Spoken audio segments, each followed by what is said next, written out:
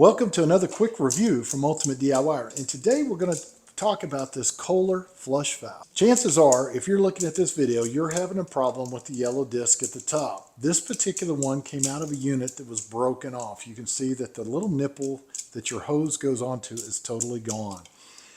I personally believe that's a defect in the Kohler toilets, because what happens is this chain is hooked to your handle, and every time you pull the handle, see how high it goes? It goes way up. And every time it does that, it pushes against that rubber line. And that little rubber line is actually on there pretty tight. And what it does is over time, it literally breaks that nipple clean off. So there are two ways you can replace this. You can replace the entire unit, which will come with the bottom gasket and everything else. And you can unscrew this, take your tank basically apart, and put this back in. That's one way you can do it, or you can replace just the center disc part with the bar, this bar right here, that holds it together.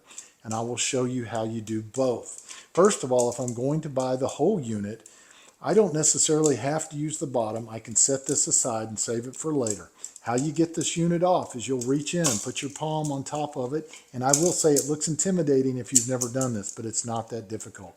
Reach inside, undo the hose if it's not broken off, and twist. You'll counterclockwise and the whole unit comes off. All it has is little teeth, and slide into this. And remember, this will stay at the bottom of your tank.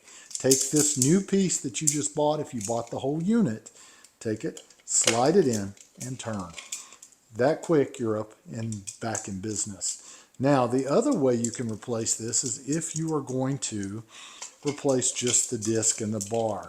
So pull off your old unit. You're going to want to save this part, but to get this out of here is a little difficult because this is stopping you.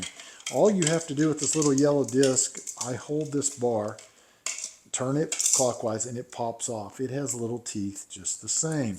Once you do that, this piece comes off.